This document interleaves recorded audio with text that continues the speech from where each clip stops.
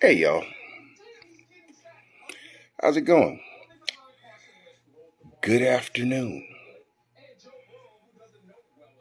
Thank y'all for tuning in. I'm letting y'all catch on. Hey, there y'all come. Good afternoon, East Coast, West Coast, middle of the coast.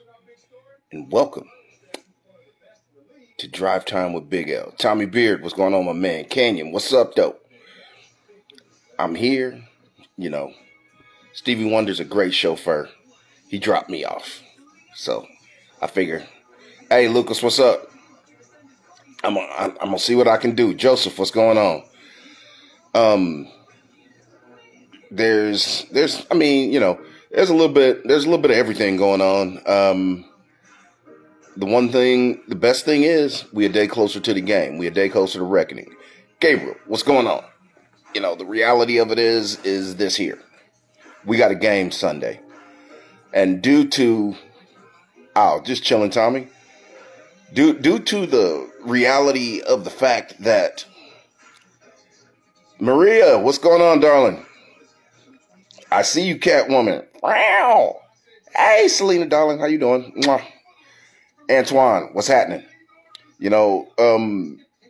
The game's not going to get canceled. The game's not going to get moved back. Game's not going to get moved up. Jim, what's going on? For the simple fact that the NFL set a precedent. They don't want to get sued. And the reality of it is if they do anything to alter, adjust, or move this game at all, other than push it back, which they're not going to do, because one, it's the primetime game. Two, it's other than tonight's game, it's the best matchup of the weekend. Raider at Red, what's going on? Free Raider at Red. She got 9 more days, and she's coming with fire. So, y'all, just keep chiming in, letting the dummies be dummies, or alert us when y'all see some fool-ass posts. She's coming back with a vengeance. Charles, what's up, my brother? Chuck, what's up? Miguel, what's happening? Fresno in the building. Because they moved us up. They didn't move anybody back. They haven't, you notice, since they fucked us, they haven't done any game moving, no game shuffling, because they handcuffed themselves. They can't, because if they do, Mark Davis, we have an open and shut case of, being discriminated against. They can't do it. They can't. There's no justification for them altering or adjusting anything after the screw job they gave us the week before we played Tampa. So, the one benefit, Kansas City's coming at it with the same bullshit because they have their 2 key offensive linemen, their tackles, are handicapped and crippled because they're in COVID protocol, so they're not practicing right now either. Go. So, yeah. For all Chris Picks, what's going on? So that would be one of the one of the safeguards that we know we're going to have the primetime game. And God forbid if they would have had us doing the primetime game, they wouldn't want us in a primetime game twice in a year. But they're not going to have a choice because we're going to keep winning and we're going to force the issue because our next big game is going to be against Indy. Then they're going to have to, face the facts that we're going to do it against Miami, too. Wait, Eric. Out from KC right now, we don't know. Mo Hurst is back. We don't know who's out yet because nobody else has tested positive. Right now, the only one that we know for a fact is out is Clelin Ferrell. And then the next one that we know is out because we just got word back. Clelin Ferrell's out and Incognito's out. I've been saying it since he got hurt. That his Achilles is worse than they thought because they were thinking that, reports were like, maybe he'll be back this week. Look, if it was a minor issue with his Achilles, there's no such thing as a minor issue with an Achilles. Your Achilles is either fine or it's on the verge of popping. And with Richie's age, that Achilles needs to be surgically repaired.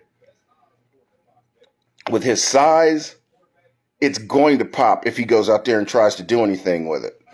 I mean, because he's constantly needing to fire off at full and maximum use. You can't kind of fire off an offensive line. You can't do that. You can't gently do that. I mean, look at Klay Thompson. Klay Thompson blew his yesterday.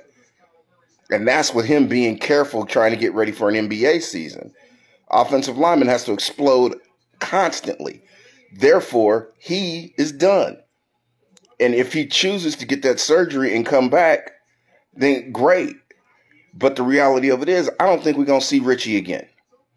So we just need to accept that fact and plan accordingly. If he comes back, blessing. If he repairs it and tries to come back next year, blessing. This year, long shot at best. He's not coming back. I don't think. I would love for him to. That's best case scenario. Worst case scenario, he retires. Anything other than retirement, it's cool. But we're not going to see Richie Incognito for the foreseeable future. But as far as all of our D will be back for this game. It's just that they entered the protocol because they were in the same, room or the same area as Clelin Ferrell, which, now that and then the only thing that I could say that I'm finally glad with is they're ramping up the COVID protocol. So finally, the dummies will be held accountable because now that it's not going to put the whole team at risk. They're going to be held accountable because they have to wear their bands and they have to do that shit, constantly. So people won't be at risk. So this kind of shit won't happen anymore because now you're affecting whole units of a team, and the reality for me is with that being said, it's like, come on, y'all are, is it really that difficult? But then again, to be honest, Vegas is a hotspot for this shit right now because, it's a vacation destination. It's a party destination. I was there. They're being hella careful, but you can't be the police for grown folks. Dumb people are going to do dumb shit. And I'm not saying all of our players are dumb, Trent Brown, Corey Littleton. But you got to be careful. This shit ain't no joke. My brother's in the hospital right now with pneumonia. But that's a whole different story. And please, if you can, prayers up for him. He's in a bad way. So, I mean, I may be back on the West Coast sooner than I want to be. It's just one of those things where reality's reality, man. Y'all can say it's a hoax. Y'all can say you don't have to wear a mask if you want to. Wear a fucking mask. Wear a face shield. Do whatever the fuck you got to do. But consider the next man instead of your own ass. That's just bottom line. It ain't about your bitch asses. It's about everybody else. And that's football related. It ain't just personal related. For the simple fact that because you have one or two dummies on the team, it's affecting the whole fucking team. Trent affected our whole O-line the week before Tampa. I don't know how Cleveland came down with it, but I figure he's a responsible person, and whoever he was around didn't give a fuck. So now he got it, and it affected the whole team. Because now the whole defensive unit is out. Y'all take this shit serious. Then, okay, so now back to the game. We could talk about that other stuff all day because it's just stupid. Hey, Nancy, what's going on? Thank you guys for the prayers, and please continue. I'll give y'all an update on my brother Tuesday. The keys to this game. The first key, our running game. That first game that we played, Josh wasn't there. The running game, even though he scored 2 touchdowns. And Booker, they were okay. But we still controlled the ball with, Carr had his best passing game all season against the Queefs, which still lets you know their defense fucking sucks.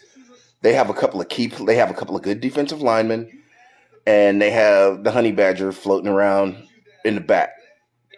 Other than that, it's shit. It's garbage back there. And so they can be neutralized. Lil bruh, what's cracking? Hey, I don't know if you know, David's back in the hospital. I'll hit you up in private later after I get off of here and give you the details. But big ups. It's my little brother, Sean Terrell. Homies, day ones. It's fam. However, we got to run the ball. We need to run the ball. We're road graders. We're bullies on that O-line. And with the condition of our offensive line, other than 3 plays, we haven't had our designated starters all season. But the one thing all of them can do is run block. And remember, the one game that we've had Trent Brown for was that Kansas City game. And Carr got sacked once. He got hit 4 times. And, but he got some pressure, but he showed out. And the reality is the run game, the dink and dunk pass game that everybody bitched about. But that is what the West Coast offense is. It's a dink and dunk, 15 yards and under passing game. That's what it is. And people don't realize or understand that. Joe Montana ended up in the Hall of Fame. Rarely did he throw long passes. He threw intermediate passes, and he had John Taylor and Jerry Rice to break loose in the secondary. They didn't constantly catch long passes. That was us. That was the Raiders doing that shit. So, get over yourselves. We have a vertical passing game. And the other thing, the next point, because we all know we got to run it down their throats and control the clock. That first game, we did control the clock. Yes, he was, Lucas, and I can't wait to get him back. For all you people that think y'all talking all that shit, we need to trade him. No, we don't. He just needs to get his head right. Period. He's the best offensive tackle in the AFC. Hands down. So stop with all that he needs to get traded bullshit. He just needs to get his head right. So, Vegas was going to be a bitch for everybody. It was going to be a bigger distraction for others. For him, it seems to be a serious distraction. So, Joseph, we need Trent. But this week, we need our road graders to just grade holes, possess the clock. We had the ball 10 minutes longer than Kansas City. Obviously, for that extra 10 minutes, it cost Kansas City at least 1 touchdown, the touchdown that we won by. So we need to make sure that we keep it under control that ball, handle our business. If we handle our business, we ain't going to have nothing to worry about. And so, secondly, from an offensive perspective,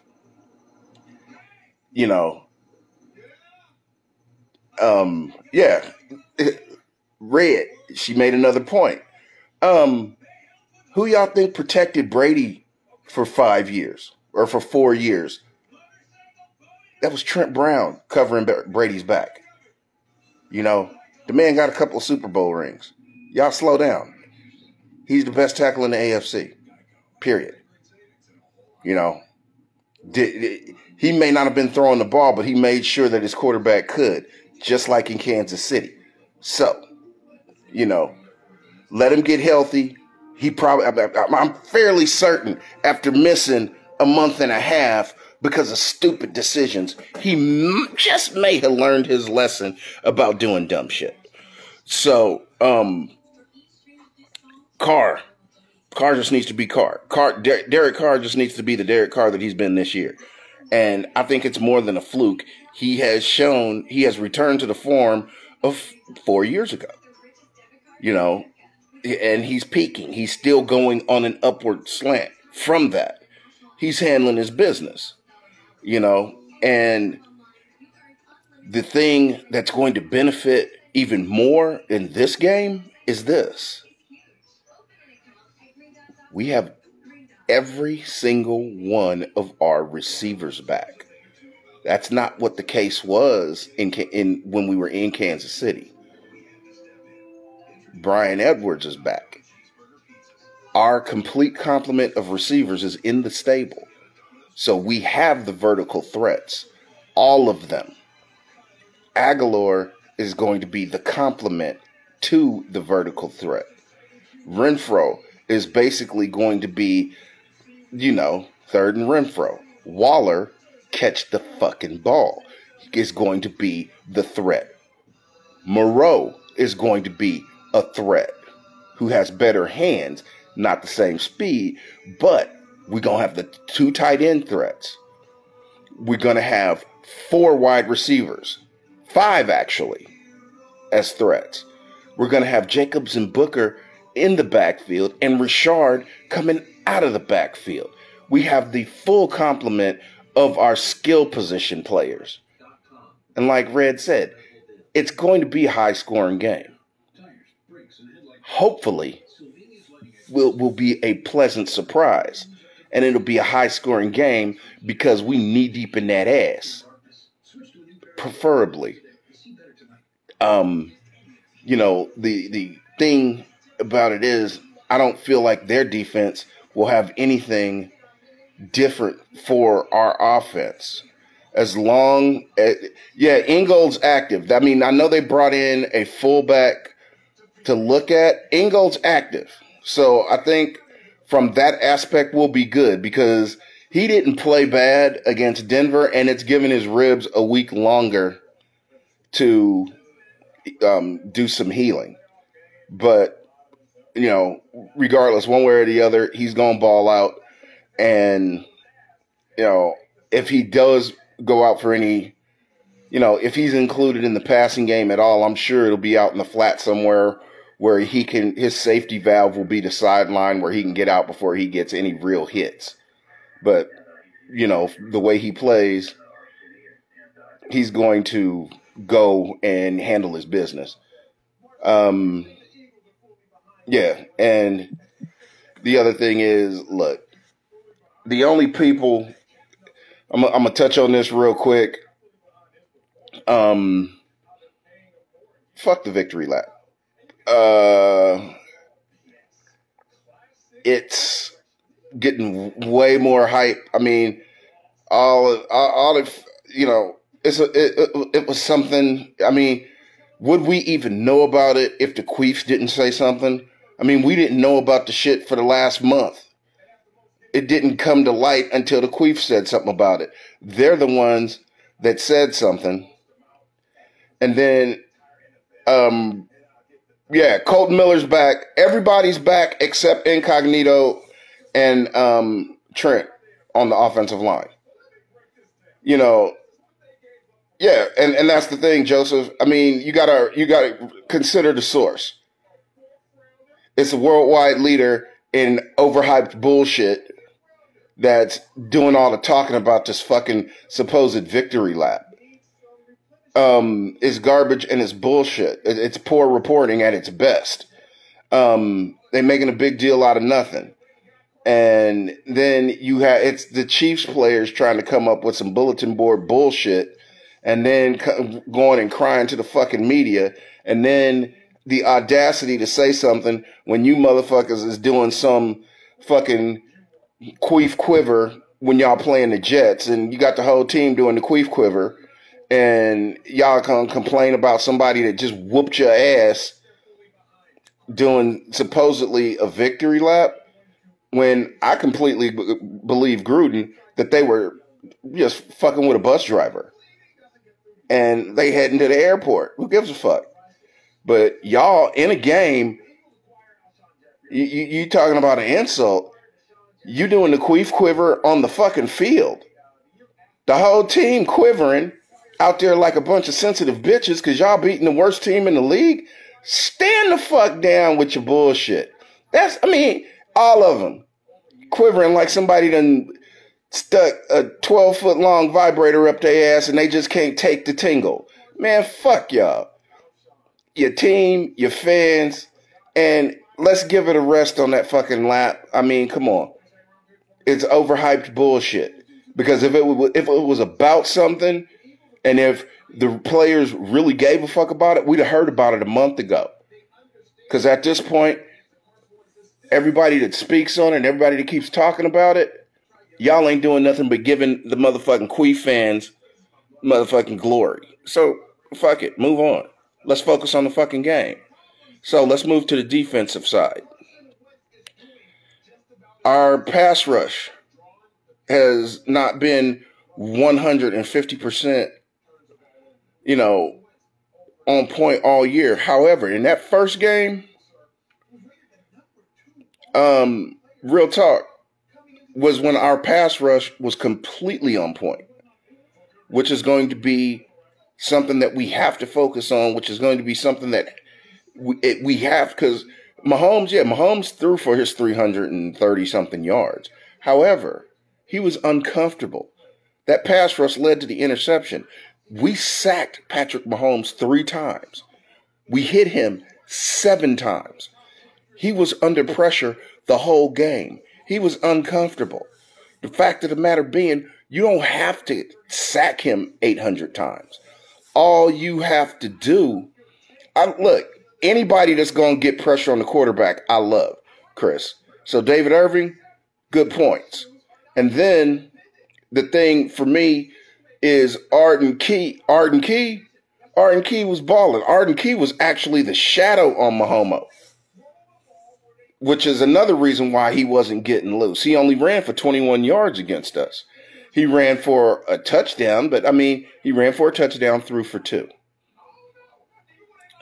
Kelsey didn't, he caught 100 yards worth of passes, but part of that was, again, that bullshit zone defense, which it seems as though in the last, 3 weeks has kind of been remedied. The only time it showed any kind of irritating bullshit was when we played the Sparklers, and it was same old shit. But hopefully Marinelli is still in it still has some say in there, and it keeps improving. But the pass rush is going to be key, and without Clelin Ferrell, again, Ferrell's not the one getting the sacks, but Ferrell's the one that was pushing the pocket, and Max was coming around, and without the quarterback being able to bail out one way, and with Malik and Jonathan Hankins and Mo pushing the front, there was nowhere for the quarterback to go. And so Mahomes was either dancing around. He got loose a couple of times, got out of there. But for the most part, he was stuck in there. Jamero, I talked about it. They're good as long as they don't test positive, which means we'll get them back Saturday instead of Sunday. Hey, Jake, what's up? What's cracking? And so the only thing, and that's the good thing about Irving coming back. Cleveland's not going to play because he tested positive. So, he's in protocol. The earliest he'll be able to be back is next week. So he's out. So we're going to have to compensate for him at end. So there's Irving, there's Key, and then there's another one. But right now we have a 4-man rotation at both tackle and end. So, and Nassib is going to be Nassib can play they all can play both sides. So hopefully it doesn't mess up the rotation and we have to start Nassib, because having a fresh defensive end in there on the pass rush is key. The second thing, and that it makes our whole defensive secondary better to have that rush, because especially with the combination of Mahomes and the speed they have, Man, I will dump babies where I sit if Jonathan Abram gets a free shot on that child abusing woman beater, that little fucking just bitch, Tyreek Hill. No problem, bro. Oh, we got Raider Nation Hawaii in the building. What's up? Hang loose, brother. But that's my thing. Oh, man, if Jonathan Abram gets to clean that, it would be worth losing him for the game if he knocks Tyreek Hill out of the game. Anybody, I wouldn't mind some good old-fashioned bounty ball. I would not mind some bounty ball. Tom Cable, put some money on the table. Marinelli, put some money on the table. Put some money in the till. Whoever knocks him out gets the till. I'm just saying. I don't use the word hate. I hate Tyreek Hill for the lies and the bullshit. You're a woman beater and a child abuser. No lower form of human on the earth. Except a kid diddler. If you sexually abuse kids, you need to die. So, yeah. I mean, hey, Smashing Mahomes, man, the trout mouth on that woman combined with his head, I can't imagine how crazy that child's gonna look until he grows into his mouth and his skull. That kid gonna be 15 years old before he look normal. Vic Beasley, Vic Beasley's another one, man. I mean, it's a name, but what's in the tank? What is in the tank is the question. Vic Beasley had like 3 good years. What's left? And is it going to be complimentary? But, I mean, Lucas, you know what I'm talking about, man. I see you laughing, but it's real talk. Damn it, Joseph. All he gonna need is the blades. I'm saying. The way when she opened her mouth, man, that woman looked like she could just swallow souls. Just like the whole soul just come off you. And Patrick Mahomes' head, I don't know if y'all like real OG Flintstone fans, but y'all remember the Great Kazoo? The Great Kazoo's head was as big as the rest of his body. He was a little green dude that would pop up. And he like pop up floating next to Fred, and he'd be like, "Hello, dum dum." Yeah, I'm just saying, man. With a head that big and a mouth, man. Shit, she better not breastfeed. That child gonna just bite off the whole top of her body. They just gonna be sitting there with both of their mouths just That baby picture gonna be fucked up. That's just going to be horrible. That's going to be just pitiful. That's going to be, that's going to be the ugliest, whoo. Hey, I don't know who mad, but whoever mad, fuck you.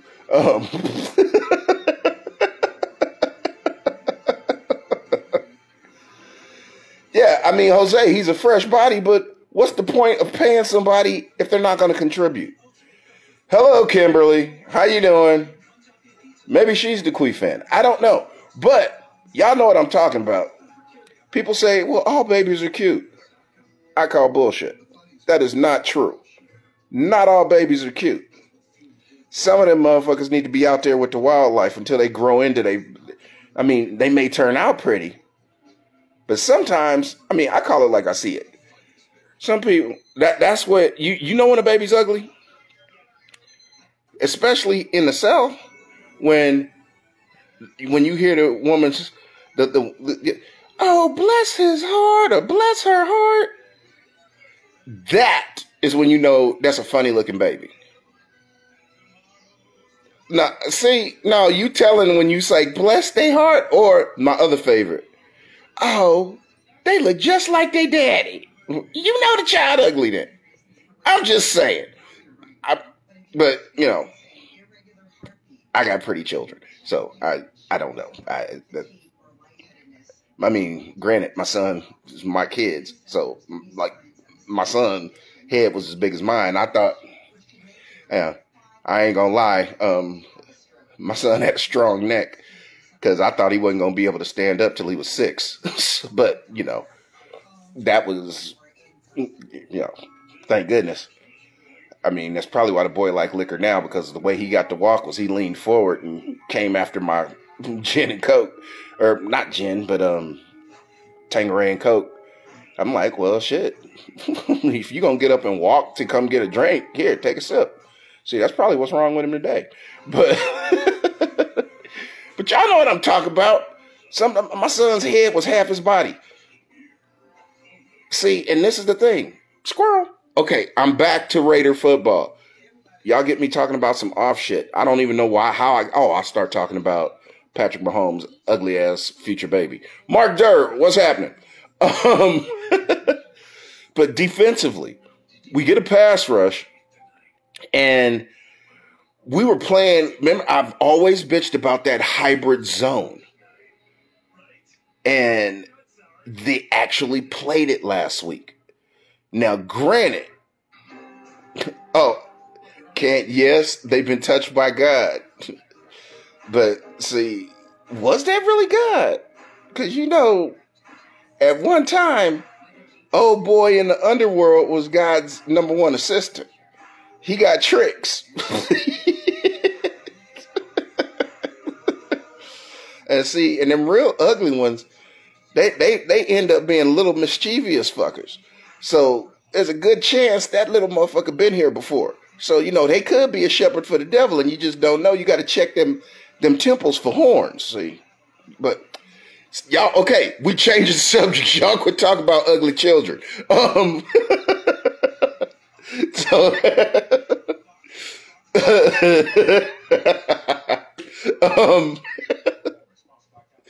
see, y'all keep it up. Y'all gonna fireside chat with Uncle L.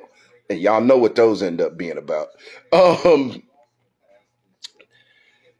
it, y'all made me forget the hybrid zone. As long as it's not the constant normal, just regular old pick apart, it's just, we should be fine. I mean, well, I can't say fine. I mean, the defense I'm sitting here watching Speak for Yourself, and here it is. Should the Chiefs have extra motivation versus the Raiders? If you need extra motivation to play professional football, find another fucking job. I think so too, Joseph. I am being nice, darling. Some people just got ugly ass kids. And see, yeah, Mark Kelsel, Jose, have you seen that picture of Patrick Mahomes? 2/3 of that man's head is above his eyebrows. I mean, he has to be, that's probably his advantage. He's a great thinker because his brain has to be huge. Or if he leans one way, he's going to fall over because water is the heaviest element on earth. But yeah, the new corners, and the thing is, Trayvon, I hope his hamstring is ready. Luckily, we played the Broncos last week, so he didn't have to test it that much. But defensively, we should be okay with its personnel. Now, with the game plan, that is going to be the key. Everybody being ready. The game plan is going to be so much more critical this week. The game plan. And the thing is, everybody that's in the COVID protocol, majority of them front seven. The key, Jonathan Abram, I'm not worried about him being on that list. He's going to be ready to ride. And he's pretty much going to be a rover, kind of. He's not really into coverage. He's into hitting. He's into hitting and being, the enforcer. The corners are the corners. If you're playing man is man. Hey, Leslie, what's going on, Gotham Raiderette? Walter, what's up? And see, and that it's one of them things where we have to, I mean, if there's a with the actual implementation in the secondary, the good thing about it, the secondary players is they will be able to make the calls, the adjustments, and help guide each other in real action on the field. They'll be able to say, okay, if it's some sort of hybrid, play it like cover 2, play it like cover 3, play it like this. And the DB will be able, cover 1, 2, 3, play it like Robert. That means everybody but a safety is going to be in man. Play it like this, play it like that. So even though they weren't there in practice mastering it, there will be a concept that they could tell him to reference. So he will know. Cover slot, cover second man in, tight end. You got tight end. They will be able to just tell him what to do with confidence. So the majority that were there will be able to tell the one or the two that weren't what to do in a way with the quickness that will need to be said so he won't be lost. And that, to me, is a key where it works perfectly and ideally so it's fluid and not this awkward thing where he's like, what do I do? That's the benefit of the secondary players not being there. The front seven, actually, there's no linebackers that are in the protocol, which would be the most difficult position, the most difficult skill set to have to give a crash course to. None of our linebackers ended up in protocol, so they're actually at practice. D linemen, it's alignment. They're going to get adjusted and shifted as needed. And the reality for that is, other than the ends who will fall back in coverage, Nassib's not there. None of our defensive ends are in protocol. Well, one. I think Irving's in protocol. But Nassib is the one that is the hybrid linebacker.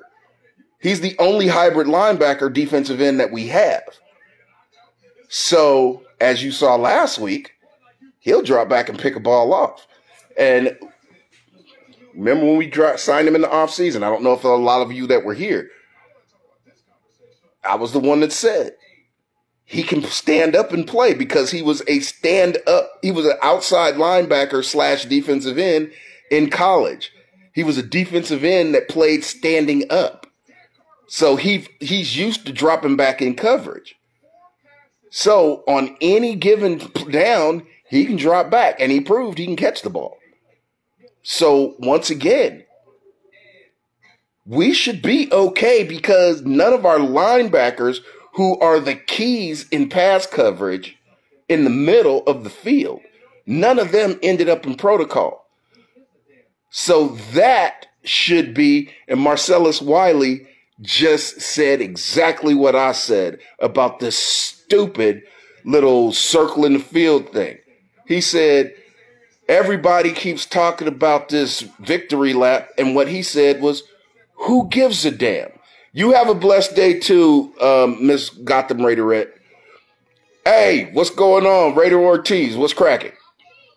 And see, and like I said, I said that a little bit earlier, Jose. Coaching is going to be the key. So implementing the scheme, the players will be able to help the players that currently aren't there. Because of the 8, none of them are linebackers. And of the DBs will be able to help and call plays and be able to call the coverages and direct the players that aren't there to implement it. The D linemen, tackles are tackles. The alignment will be simple. If they're in the wrong gap, all you got to do is slap them on the ass, they'll get in the right gap. And then, Lewis, how you doing, my brother? The other thing is, with Arden Key was the spy. Nassib would be the, it's like we have more than one trick pony at defensive end. So, the key is just going to be getting pressure on Mahomes. Our DBs play better when they don't have to cover as long. All defensive backs play better without having to cover as long. Everybody gets exposed if the quarterback has, 3, 5, 6 seconds to look and scan or get loose. And with Mahomes' cannon, no area of the field is safe. All right, you have a good day too, darling. Be safe. My reality is it's going to be a good game. I mean, the chance of it getting out of hand, the probability is high. However, we're playing better now than we were actually playing against them. Us turning the corner was that game. The thing with the Tampa game where we had the BS COVID crap too, I agree, Lewis. The linebackers are the key. That's why I was emphasizing the fact that none of our linebackers are in this COVID protocol. I hope David Irving has a big game. But, linebackers are the key because they're going to be the key to coverage. They're going to be the key to masking our blitzing scheme, because our biggest key, our biggest wild card is, Abram blitzing. If Abram's down on the line or near, he's going to be basically, if you noticed, Abrams in our linebacking is in a linebacking zone most of the time, but he doesn't always blitz. So, yeah, our linebackers are going to be the key. And, our defense is looking more, especially the last, I'm sorry, Kimberly, I don't know if you're talking about you having a bad connection or me, but I'm assuming you're talking about you because nobody else is saying anything. But, our linebacking core, because when Abram comes, that's going to leave the middle of the field vulnerable. But the other thing that I love, though, is our safeties are playing downhill. So if anything comes across the middle, we have to make their receivers think twice about coming across the middle. They have to be thinking about getting hit as well as catching the ball. Because if they're thinking about getting hit, they're not going to be focusing 100% on the ball. That's when they start dropping the ball. And that's when we start imposing our will on them. Because we already know if they come running the ball, we already know that hammer's going to be coming down on them. And Kwiatkowski is, he's been lethal. Wrapping up, but you know what? A secondary, very, very big key. Wrapping up and tackling. Hey, what's going on, David Mesa? Sensitivity training. Isn't that always fun? I can tell, David, you are a very sensitive motherfucker. You know that? I can tell. Yeah.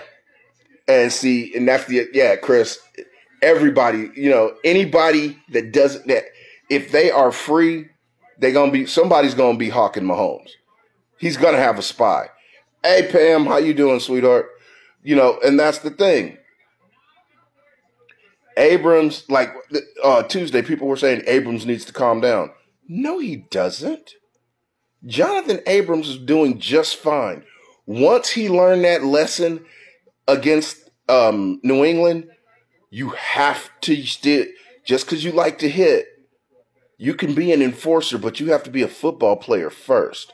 You still have to break down. You still have to use technique. You cannot just run through there all willy-nilly trying to knock people's heads off. Or, just like in the New England game, you're going to look like an idiot.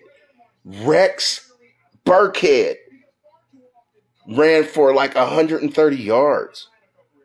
About 90 of those yards were after Jonathan Abram missed a tackle because he got shook. Jonathan Abram got shook like a piece of fried chicken in the paper bag before it got thrown in the grease. It wasn't even cute. Yeah, well, but These new age Raider fans, man, or supposed fans, these young ones, they bitch about everything. They were actually bitching last week about Carr. We won the damn game. We won the game, and they still bitching. You know, we're 6-3, and they're bitching about madness.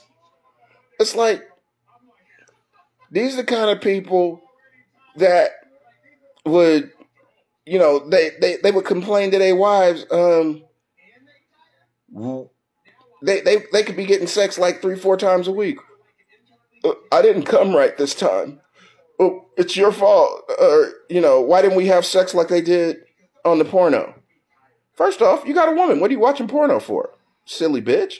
You know, just dumb shit. They'll complain about anything. You know, go be a Brokeback fan. Let a man climb your back. Appreciate something.